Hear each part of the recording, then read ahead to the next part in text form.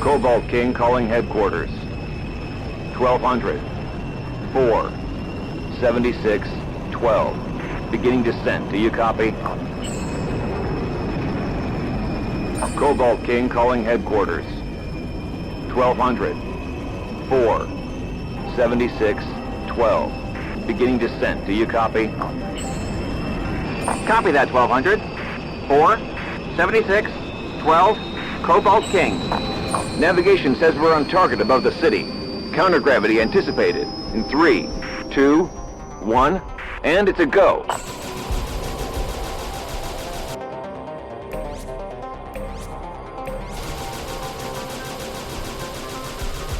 "22, hit him hard."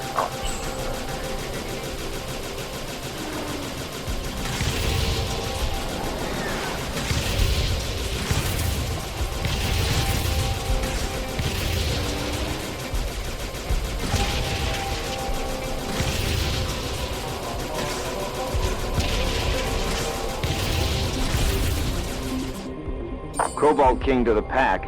2 Merensteins at 55. I'd rather not have to face them one-on-one. Copy that, Cobalt King. 20 and 22. There are 2 Merensteins at 55. No, 54.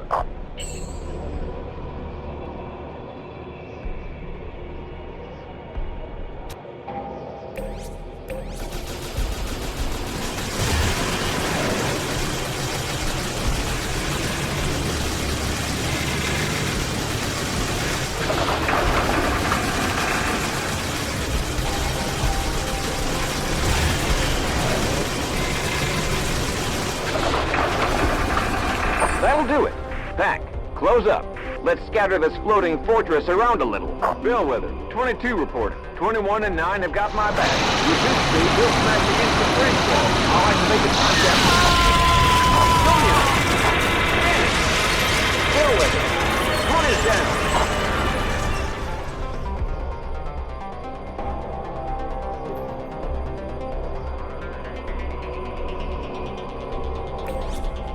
Affirmative, 22. Time capsule active. Let's go.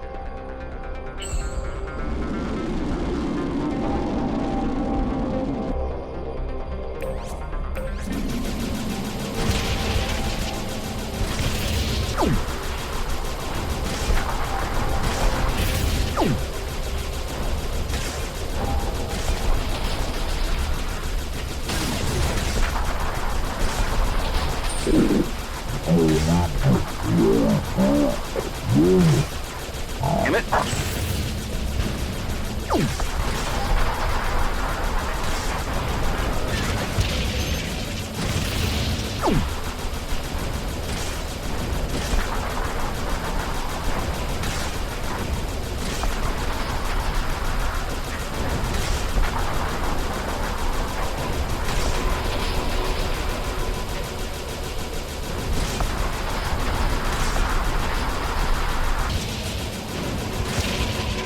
Yeehaw!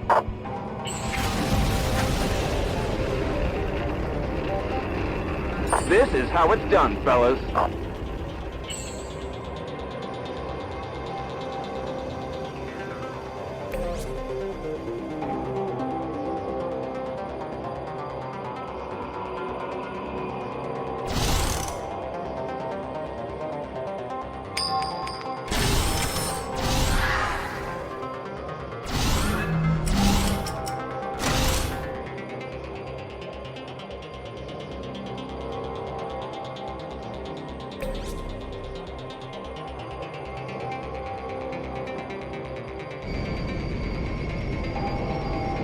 All present and accounted for? Back. Close up and report. Cobalt King, airspace in your zone is spick and span. Much obliged, Bellwether. Cobalt King to headquarters. 600, 4, 112, 12. In position. Half near to launch. Copy that, 600. 4, 112, 12. Cobalt King. Goes down and has successfully dropped the move.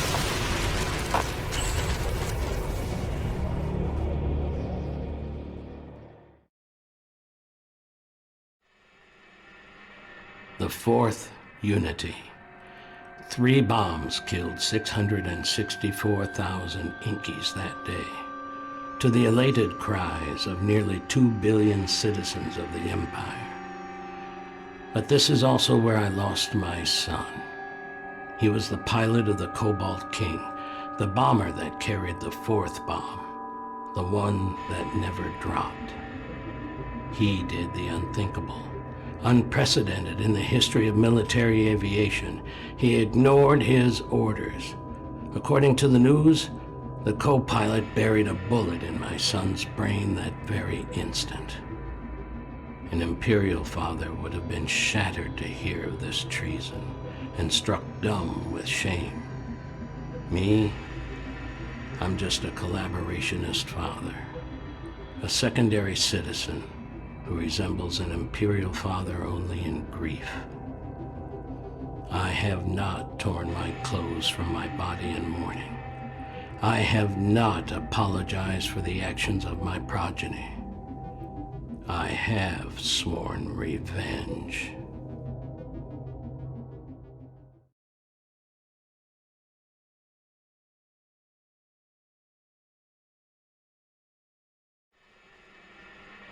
Moneta Point. We call it the Eternal War, but to be realistic, the bombing of Mirage Mountain all but wiped our nation off the map. Since the war broke out, more than 2 million Enkies have vanished without a trace.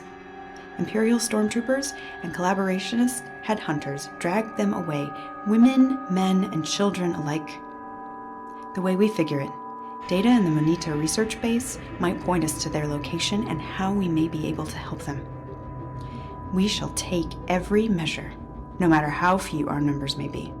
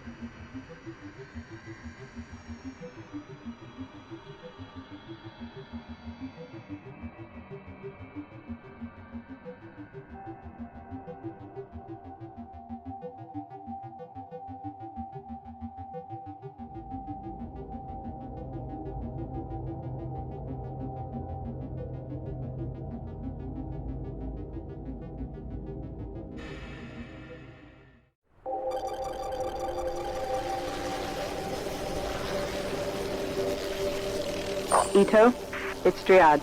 We're at the rift. Beginning descent. Good luck, Akita. Activity in the confinement area is about what we expected. I'll make a little noise to draw their attention.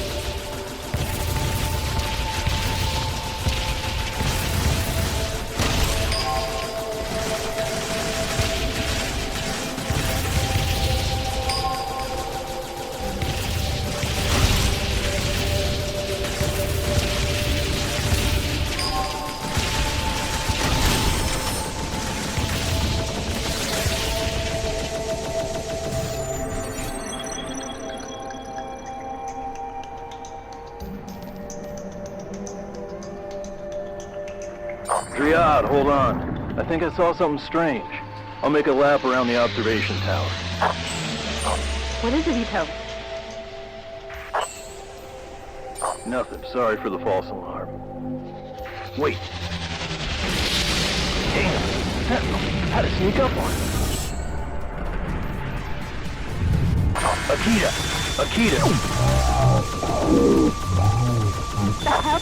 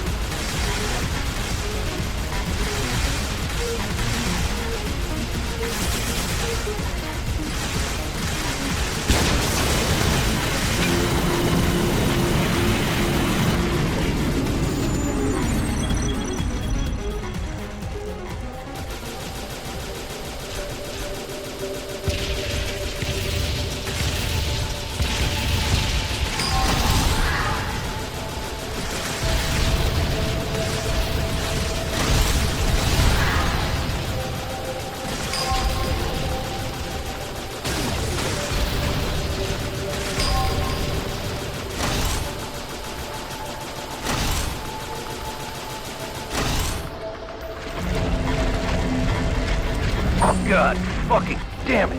Fuck!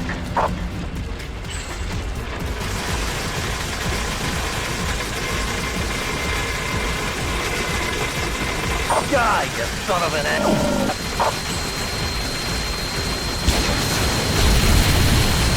Akita! Akita!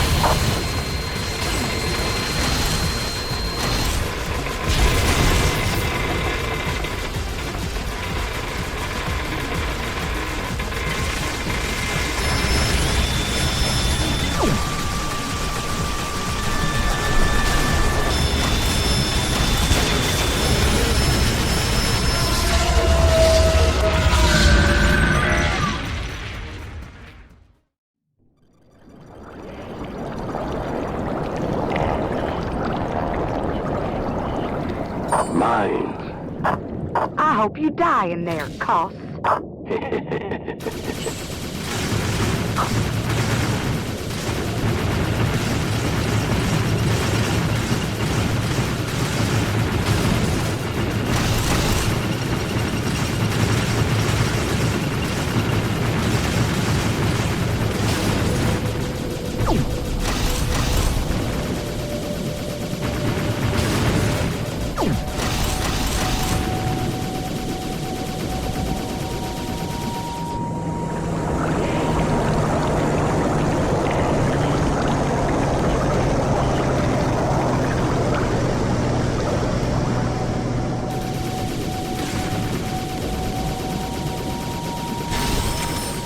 I'm in the service tunnel.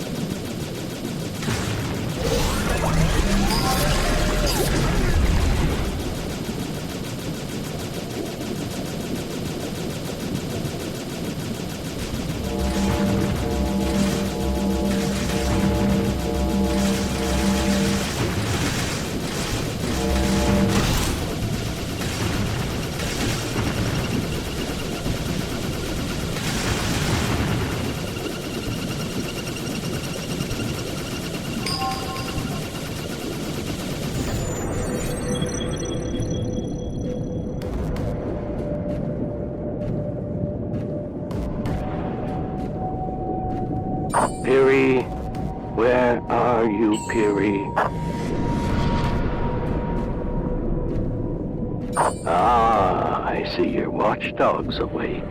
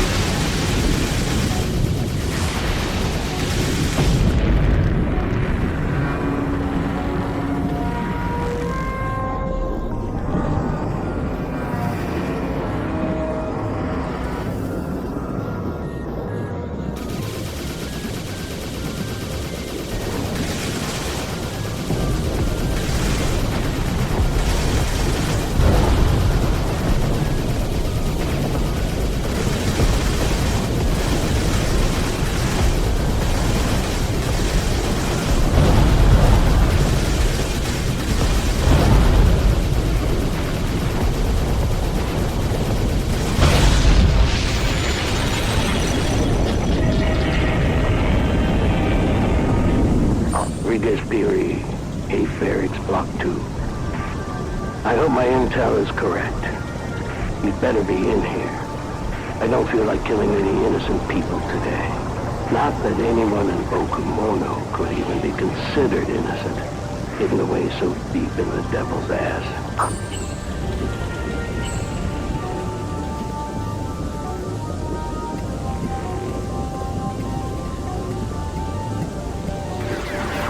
I'll pay you double, you piece of shit.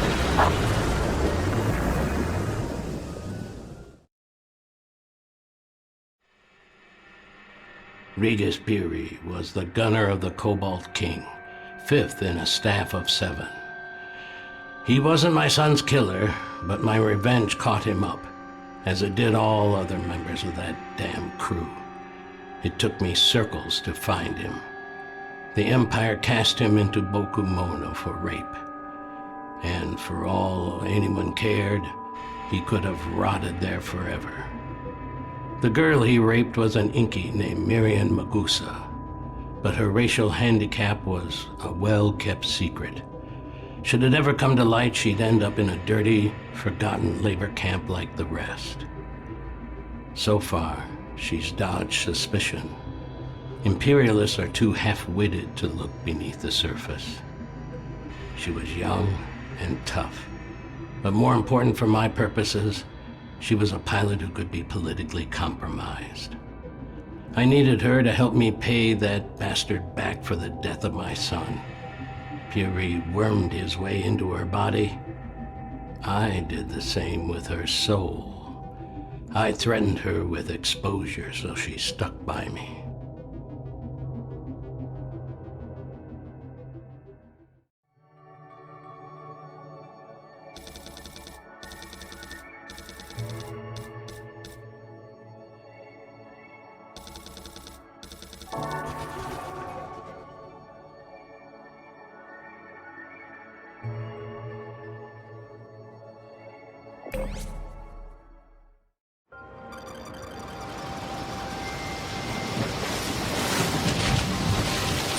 All right, Miriam. You may not like it, but you're the bait. You've got to alert the entire defense net. And then? Will you leave me be? Koth, will you let me go? We'll see, my dear.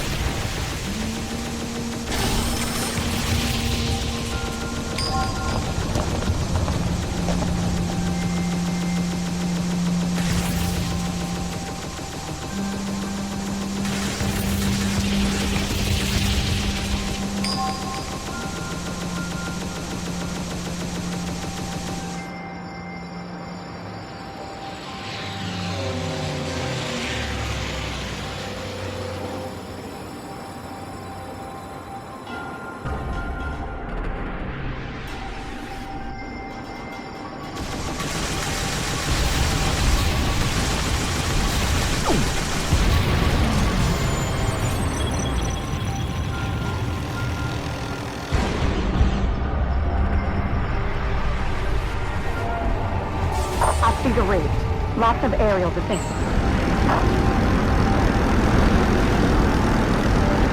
I'm coming now, baby. Ease it in.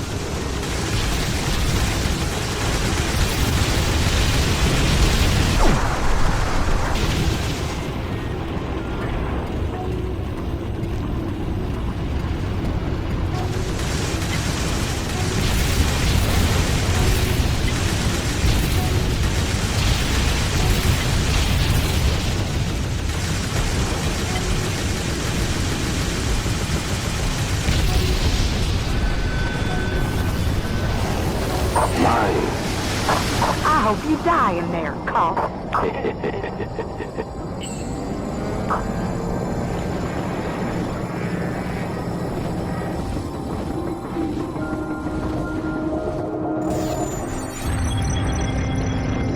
I'm in the service tunnel.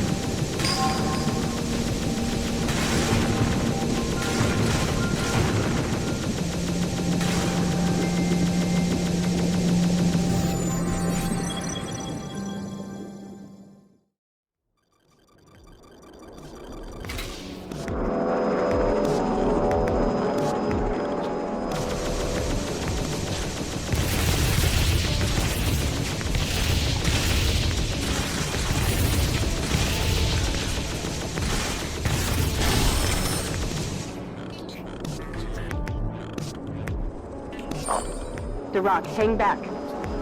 I've got to clear the cave first. I'll do that, Dryad. Thanks.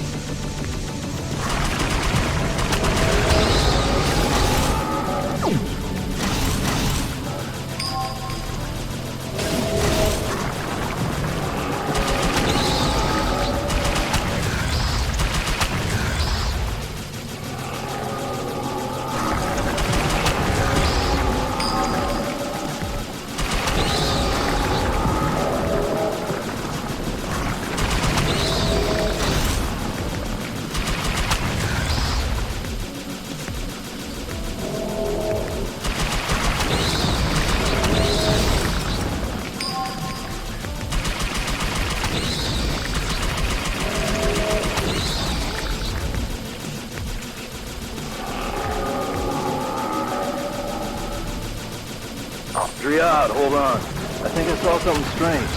I'll make a lap around the observation tower. What is it, Ito? Nothing. Sorry for the false alarm. Wait.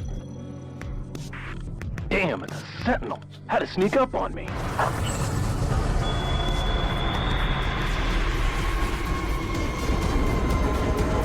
Ito, get the hell out of there as fast as you can. Ito! The Rock, what happened? There's a huge storm over there. Communications are shot. The Rock, the passage is clear. Guide the carrier through. I'll keep the guard train busy. Get that can docked.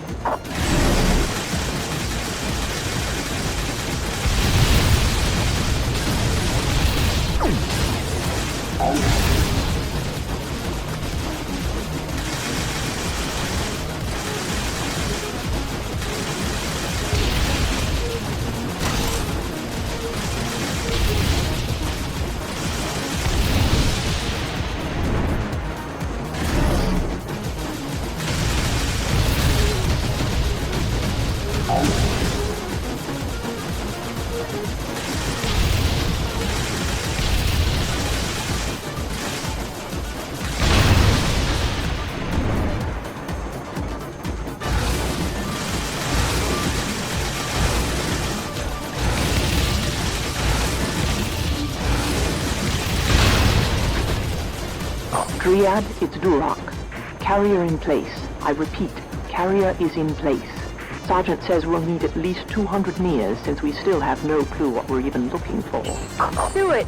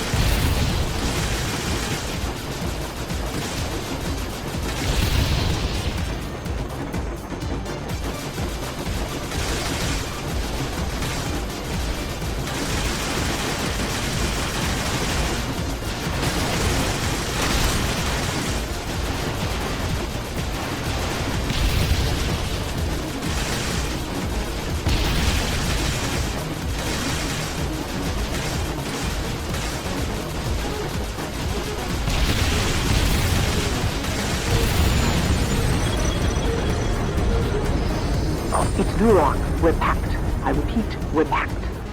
Heading for the surface now. Nicely done.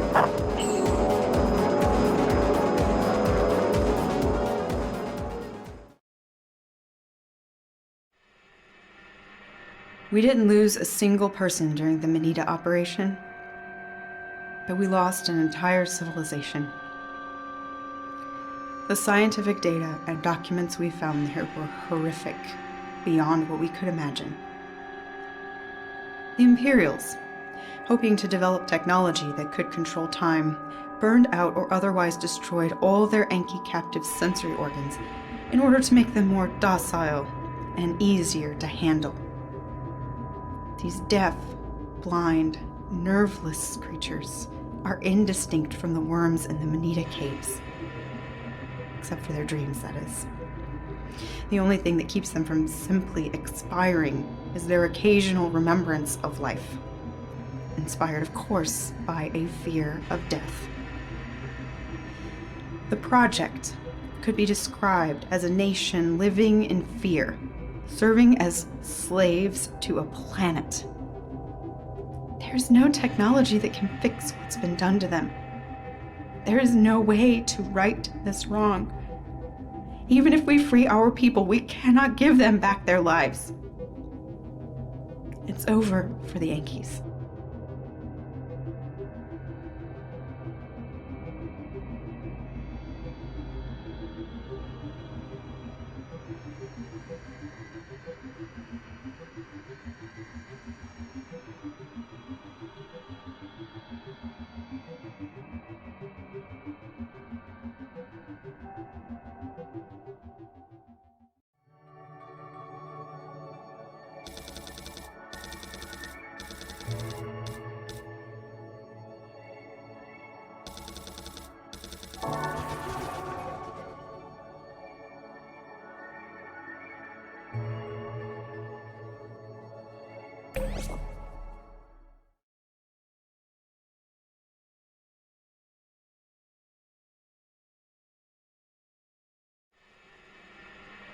Past and future.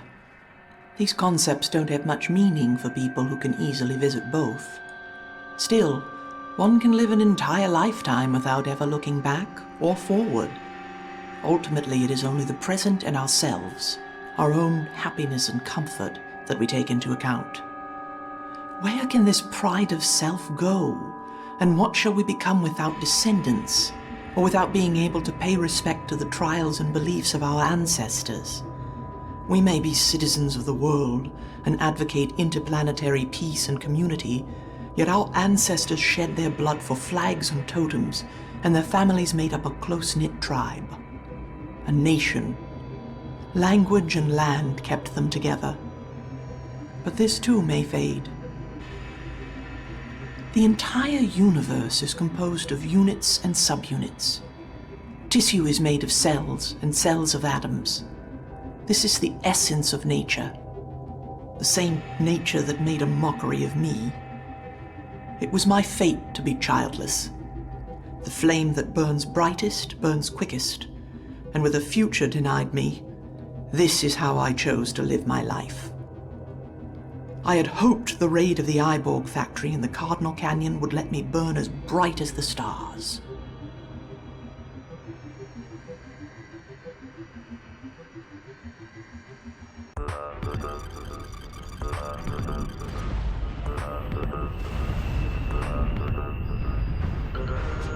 It's Duroc. Aerial defense is minimal.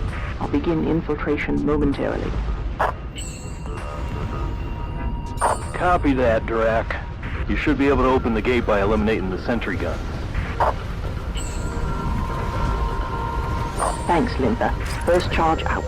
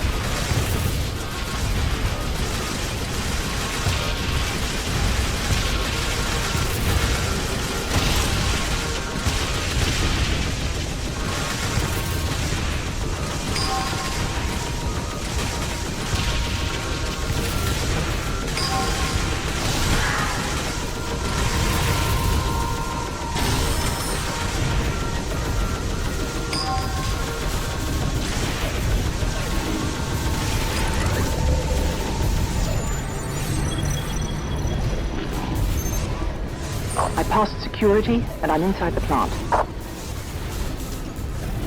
Perfect. You'll be coming to a junction soon. You'll have to follow the path of the raw material transporter. You've got to hide in the supplies. You want me to fly inside the raw material, of all things? Yes, and do it fast. Be careful.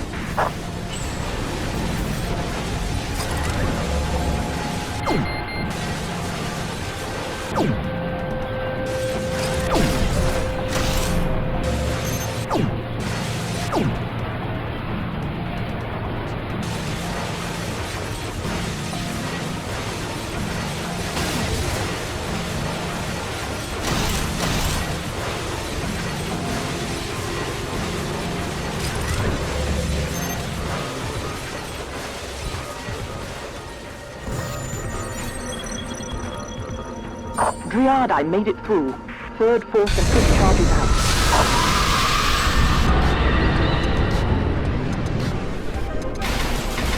Son of a...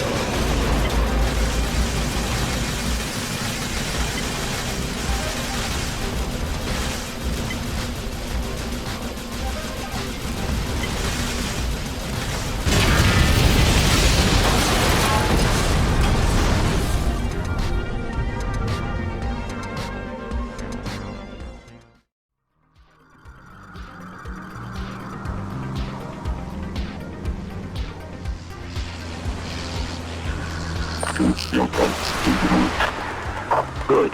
You're almost there. Now, let's see what you can do.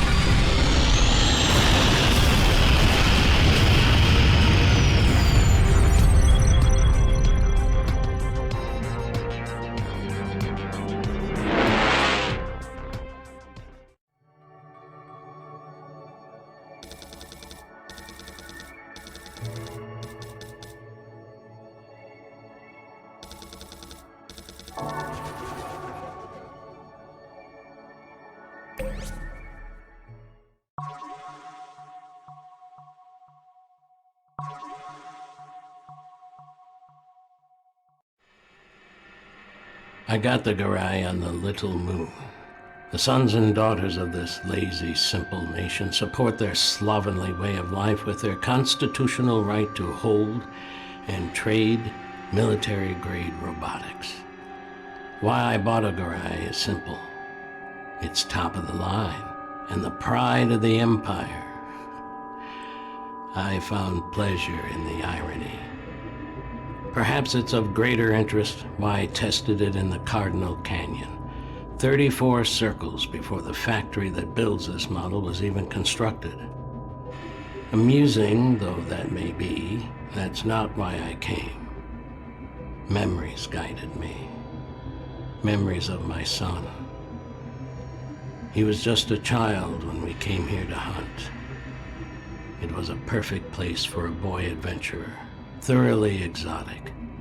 If it rained steaming, acrid heat.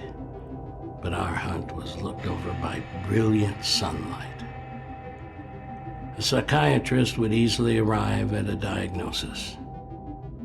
I tested the freshly purchased garai at that very time, in this very place, because I wished to punish the Empire the very moment it stuck its toe into my paradise.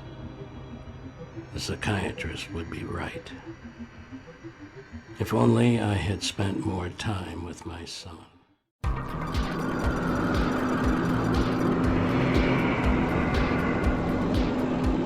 This is amazing. Smugglers. They suck up cloud matter and extract the splendium from the atmosphere. Can we see one closer up? Yes, but be careful, son. And be quick. They probably have some kind of defense mechanism. Awesome! This thing is I'll badass! be waiting for you on the ground with my new friends, the angry insects.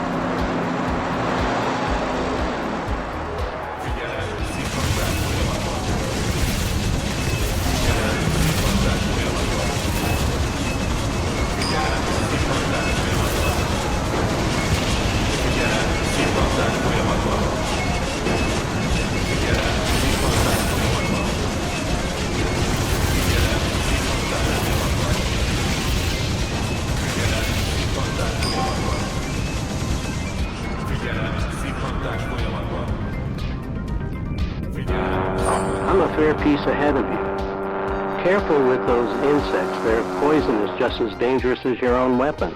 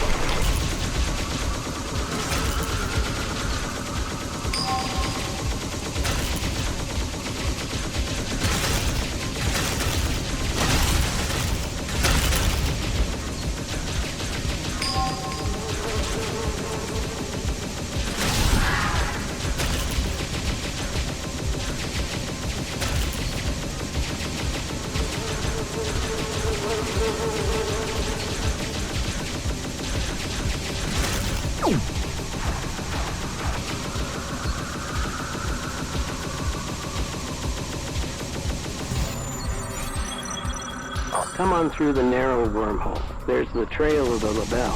You see? Yeah, I see it.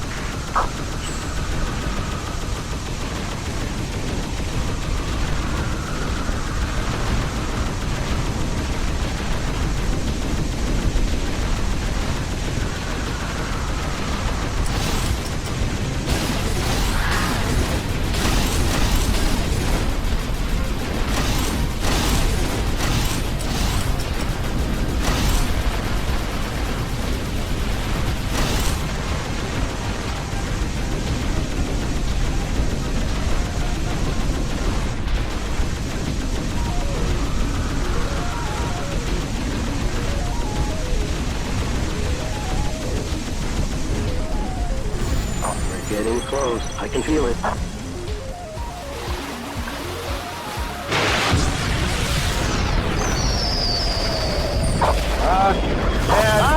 Dad! I've got to make an emergency landing in the next clearing. My valve system is smashed to pieces. Come on. This is too big for one of us to take on alone, and it doesn't seem happy to have been disturbed.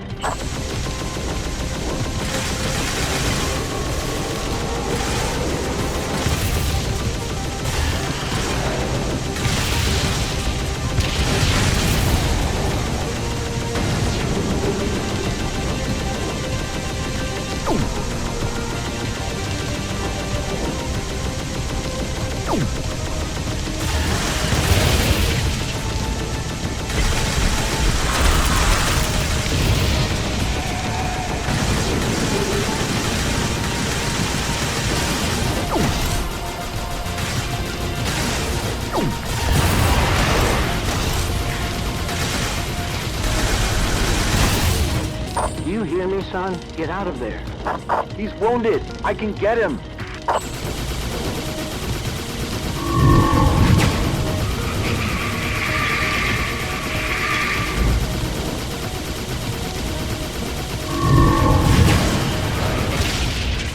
I'll smash you good.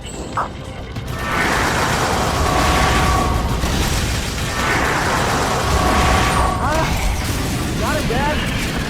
I got him. I killed a rebel. Congratulations, my boy.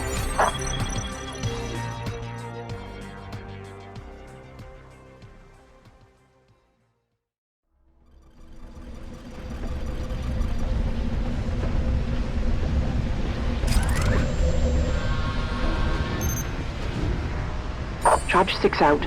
I've reached the inner ring.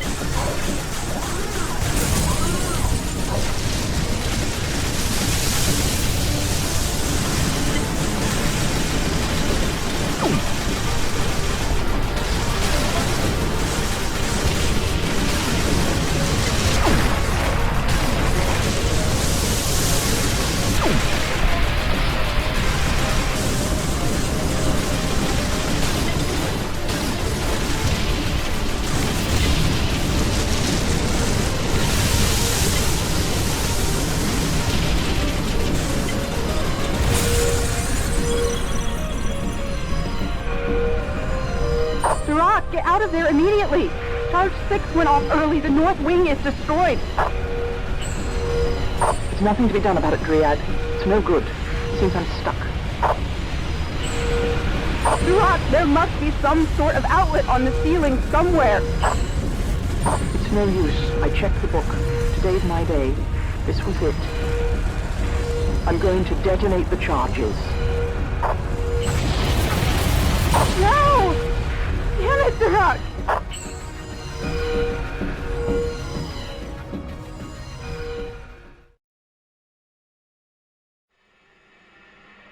A gem among the stones. This is how she thought of herself and how she lived her life. We envied her for it and we hated her for it. But she fought for our cause, so we put up with her constant personal insults, her relentless pride and her pretension. Duroc, the last Anki aristocrat, died that day at the Cardinal Canyon, her body encased in molten metal. But at that moment, we finally recognized the worth she always claimed to possess. Was she a hero? The old world died along with her. That was the world that still had heroes to give. We're a defeated band of war survivors. We would be afforded no heroes, alive or dead. The winners write the history books, and that is not our privilege. We will eternally be sinners and criminals. This is not what Duroc deserved. She hoped to leave a loftier legacy. At the very least, she left an indelible mark on me. It was she who made me realize that we can gain no satisfaction from being the hunters, and certainly not from being the hunted. If we cannot become heroes, we must become demons. Demons of a timeless world, nightmares of the Lael Empire.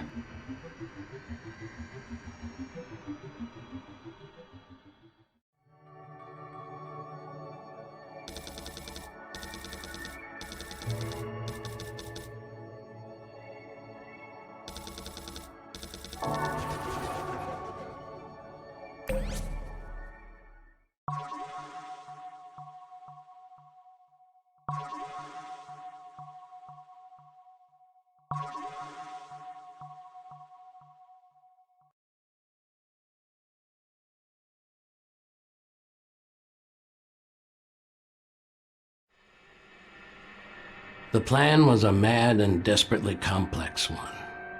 Return to the day of the bombing, reach the city as it falls under siege, take over the Inky aerial defense tower, then strike the bombing squad so severely that they had no hope of dropping their deadly cargo. This would be a mighty feat for a well-organized army, let alone a small group of 3. There's the graybeard seeking revenge, the wavering lady who'd rather stab a knife in his back, and an abot. I would seriously question the sanity of the man who conceived such an operation, if that man were not myself. The abot was the key. Only a Garai is capable of aiming with such accuracy, and only a programmed bucket of bolts and a blackmailed skirt could be convinced to venture into that hell in the first place. I've sent them there to change the history of our entire world, all in the hope of saving one single man.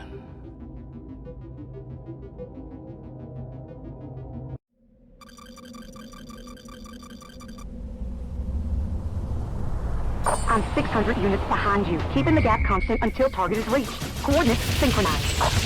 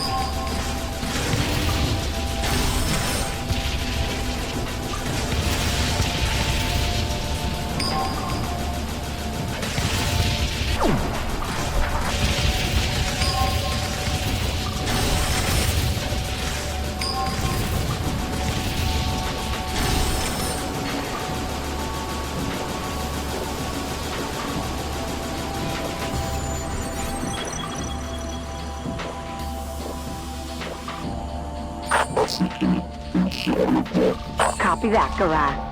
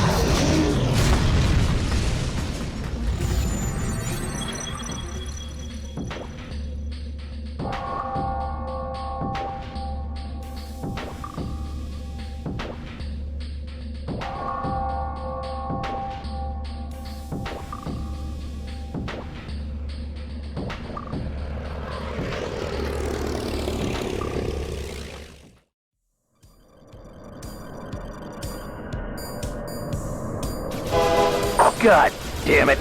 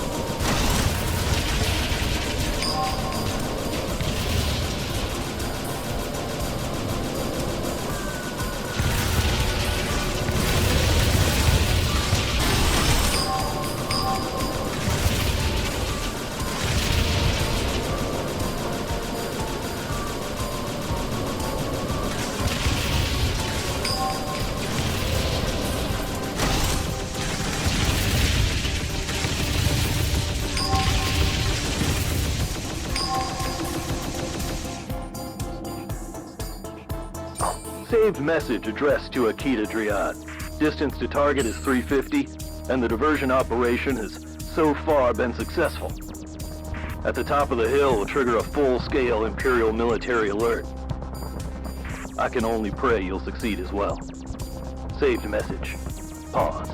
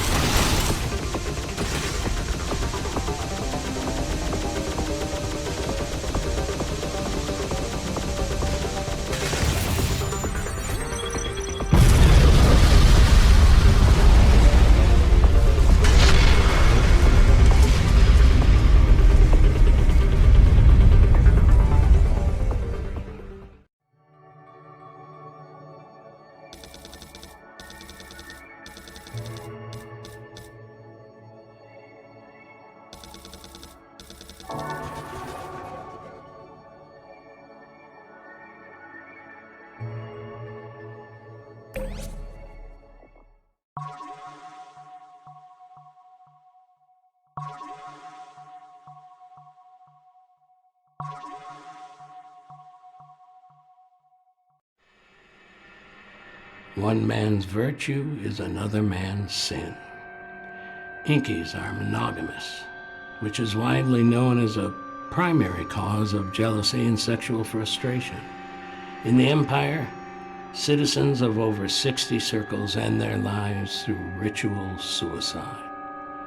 They do this with dignity in order to make space for the new generations, bursting with strength. This is an act for which they are greatly admired. Other nations live together with their foul-smelling elderly, who waddle about in need of constant care, who cling to their families like leeches until their natural end. The Empire seeks to free these people from themselves, abolish their pagan customs, and bring freedom of spirit and the power of democracy to these savage lands.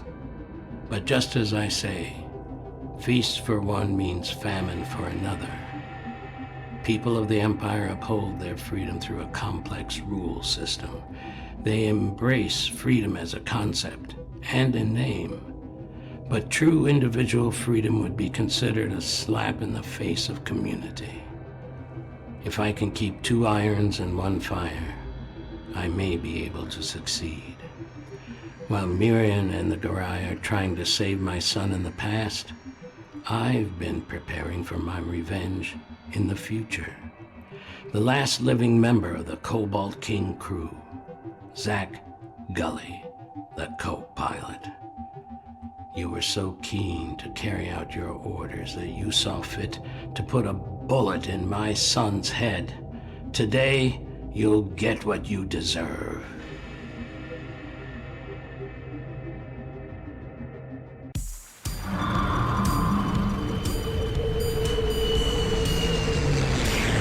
Got you, miserable old. There's no escape.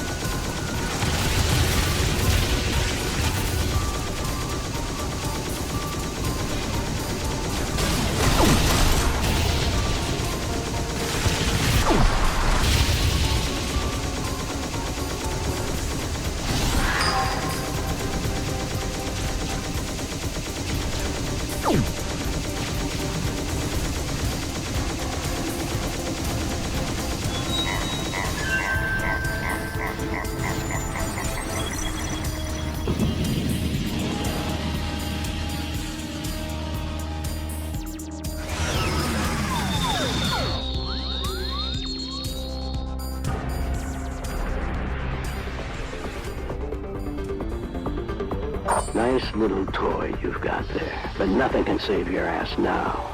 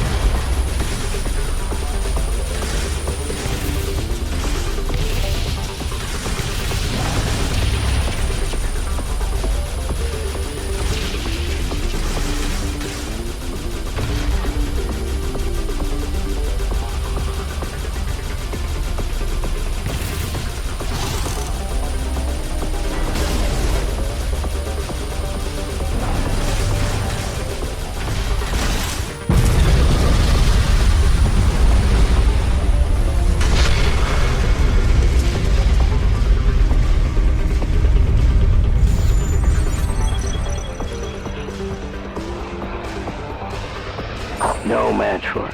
What the hell?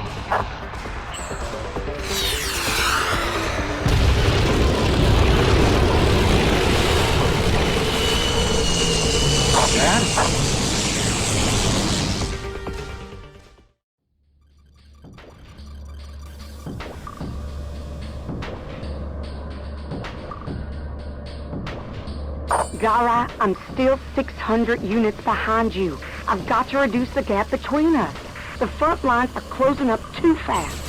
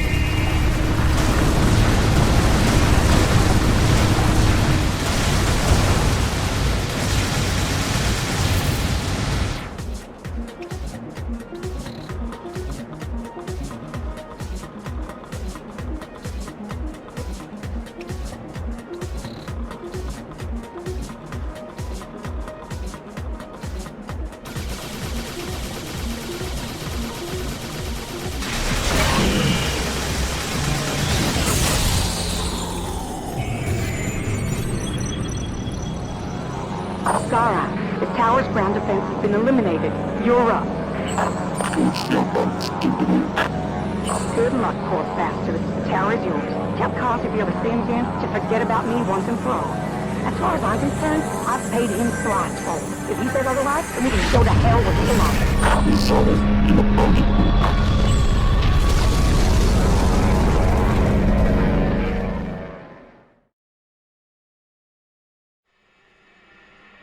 I, all on my own, managed to commit the two greatest blunders in the history of Imperial intelligence.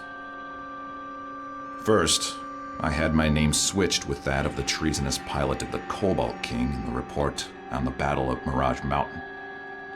Central Intelligence believed my work would be easier to accomplish if our enemies presumed me dead. This was a mistake, knowing my father. But at the time, I had no idea he would spin such an elaborate web of revenge. I made my second mistake when the order came down to find out who'd been methodically erasing every surviving member of the Cobalt King's crew. We set up a trap, and I took the place of Zach Gully, the long-dead co-pilot. The very man who in reports had supposedly killed me. I volunteered to do the job, hoping to end the killing spree. After all, if the murderer knew of the forgery, he might lump me in with the same lot. I wanted to face him head-on, not get stabbed in the back. We faced each other, indeed, and I killed my own father as he attempted to avenge my death. These mistakes are unforgivable. All I can do is live with them.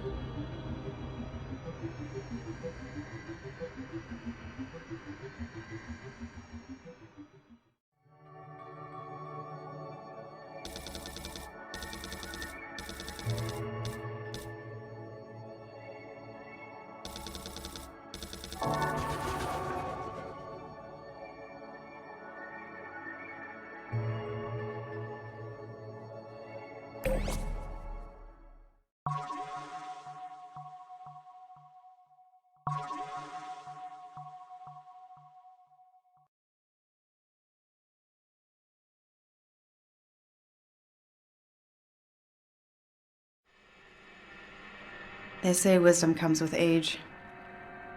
But as I get older, I've begun to feel the opposite is true. It's not that I know less, per se, although the pace at which I learn is certainly slowing. It's more that, as a child, I saw more and experienced more. Everything was new. I reveled in tastes. Colors prickled my senses. All sensory input made me feel richer. As I grew older, my world narrowed. Precise moods that I used to know in the past, I couldn't even begin to recall now. What brought me to this point? I don't know. I can no longer feel the purpose, the object, the sensation. Back then it was the journey that amazed me. Today, I'm pleased enough by simple arrivals. And I have arrived. This is Syriad, the home of the project, the floating fortress. Our story will end here.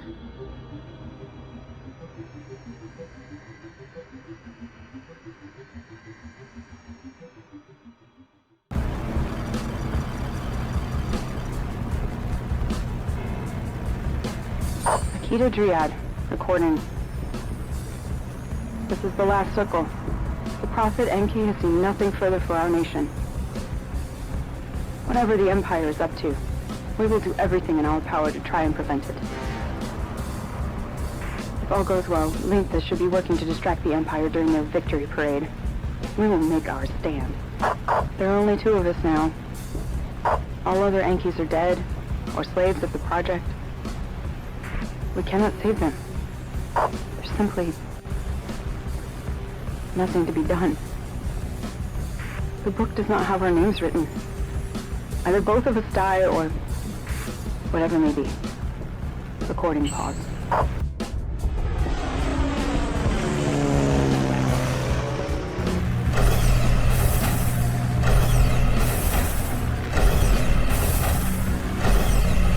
Code Red D. Movement in Central Corridor.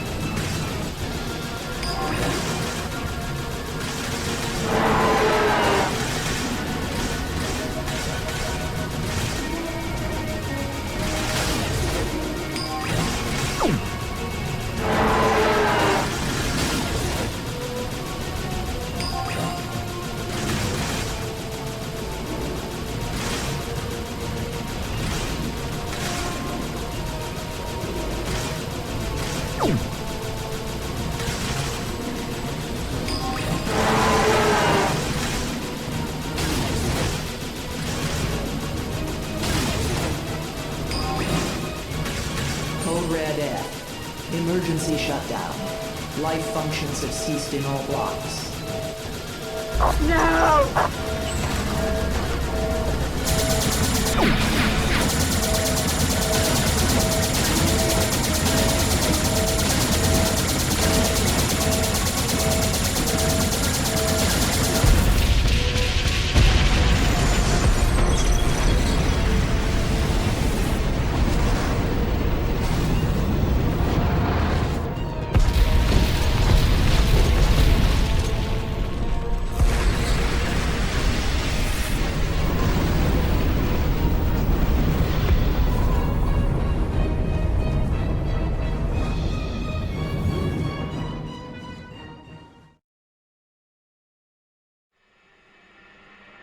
How stable can history be when you can travel through time? The only thing you can count on is the state of the present moment, the status quo. According to the current state of things, on the day I killed my father, the terrorist in our registry, under the name of Akita Dryad, extinguished her own nation and vanished into time without a trace. So perfectly without a trace, one could presume she landed somewhere past the time continuum. I have no hope of ever saving my father, and the only one I could hope to seek revenge upon would be myself. All I'm left with is a sour irony. Dryad would perhaps tell the story with greater indifference than I do. It took me a long time to notice it. Her time and trials are not yet over, but she certainly paid her dues for her country. The sensors on Syriad recorded an intrusion of 2 foreign beings that day.